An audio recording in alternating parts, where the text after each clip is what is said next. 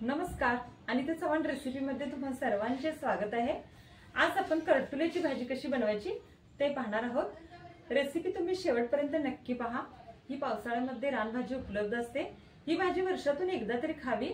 ही भाजी खाल्ल्यामुळे शरीरातील इम्युनिटी पॉवर वाढते। चला तर ही भाजी सोप्या पद्धतीने कशी बनवायची ते पाहूया। पटकन रेसिपीला सुरुवात करूया। करटुल्याची भाजी बनवण्यासाठी लागणारे साहित्य पाहूया।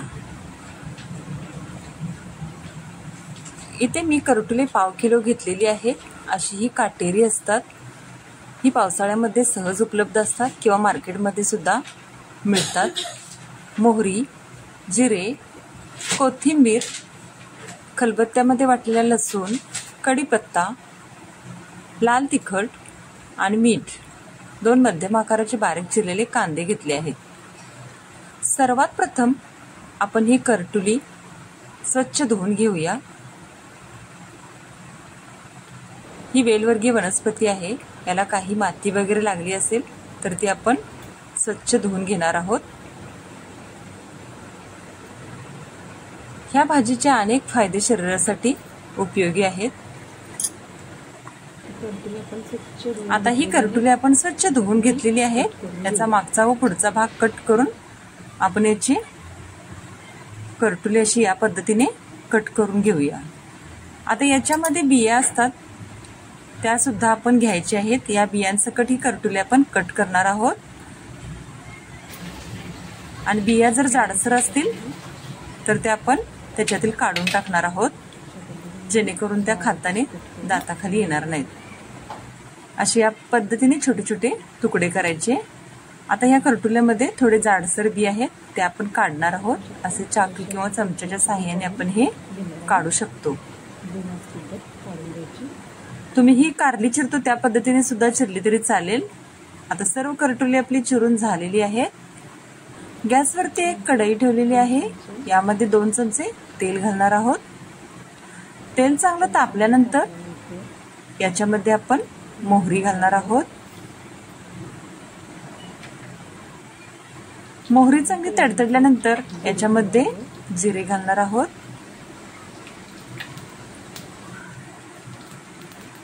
लसूण आणि कढीपत्ता घालूया। फोडणी अशी चांगली परतून घेऊया। आता यामध्ये बारीक चिरलेला कांदा घालूया। कांदा व करटुले तुम्ही उभट आकारामध्ये सुद्धा चिरू शकता। पाव चमचा हळद घालूया। कांदा चांगला गुलाबी कलर येईपर्यंत भाजणार आहोत। आता यामध्ये ही बारीक चिरलेली करटुले घालून घेऊया। छानपैकी असे हे परतून घेऊया। ही भाजी पावसाळ्यामध्ये सहज उपलब्ध असते, मार्केटमध्ये सुद्धा मिळते। याला रानकारली सुद्धा बोलतात, करटोली सुद्धा म्हणतात। आता यामध्ये 1-1.5 चमचा मी कोल्हापुरी कांदा लसूण मसाला घातलेला आहे। तुमच्याकडे जो अवेलेबल असेल तो तुम्ही घाला। याच्यामध्ये चवीपुरतं मीठ घालूया। आता हे चांगलं परतून घेऊया।